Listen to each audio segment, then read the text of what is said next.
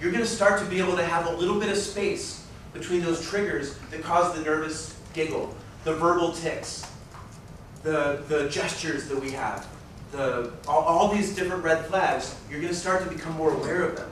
And in becoming more aware, you're going to be able to say, hey, in that moment when it starts to happen, I don't have to. I can relax my face a little bit. I can take a deep breath and be in the moment here and not have to worry about over-impressing this person with my communication. I can just be. So we'll talk about that again throughout the day. Another red flag, anything people found interesting or wanted to highlight a little bit more? Yes?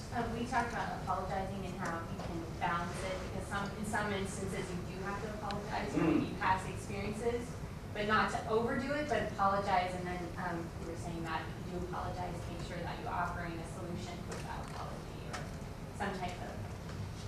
Amazing, they're breaking out strategies over here. I should just sit down. How about up? No, I'm just kidding. No, that's terrific. Exactly. Apologies are one of, so every single one of these is a little bit of a paradox. There's no right or wrong answer to a lot of these things that you're already starting like, I was hoping to come out of here with a list of just the 10 things to do and then just forget about it, right? No. There's context. It's situational. And the apologizing thing is a really, really interesting one. In fact, I would venture that 99% of us in the room probably over-apologize in professional situations. We have a tendency to default to saying, I'm sorry. Now there's that person that takes it to the extreme, right? The one that you're like, well, so how's it going today? And they're like, oh, I'm sorry.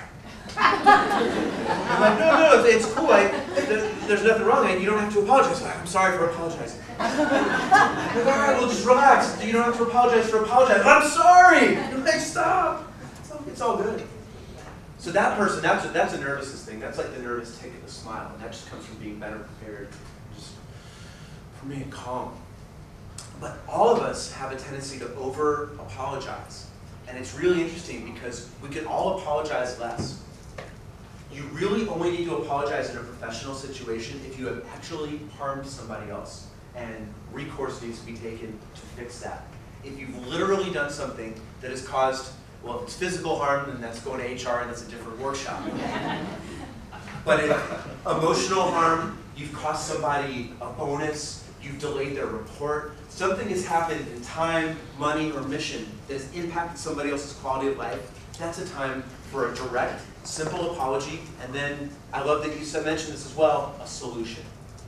You hit the apology, you address what happened, and then you propose a solution going forward. But listening is about half of communication. Speaking is about a third of communication. And then writing and reading, which are more about like the grammar and like the verbal component, is about 25% of communication. Now think about how much of this, how we're taught. Which one of these do we spend the most time by far working on in school? Grammar and reading. Writing, by far. What's number 2? Reading, by far. Huge drop off, ski valley drop off. And then what do you think number 3 is that we spend time getting educated about? Speaking. And then number 4, almost 0, listening. Who here took a listening course in high school? Nobody. There aren't any. Maybe some crazy charter school. Maybe some crazy homeschool. Yeah. Your mom. Maybe some homeschool. But very few of us. And I'm not saying that writing and reading aren't important because they really are. And we'll come back around and talk about that. But just when you realize that 93% of communication is body language and tone, it just kind of puts our priorities in a little different light. In fact, tell everybody you know about this stuff. This is good stuff. The more you can do this now, the more of an edge you'll have in your professional life. So you're going to set yourself apart from other people.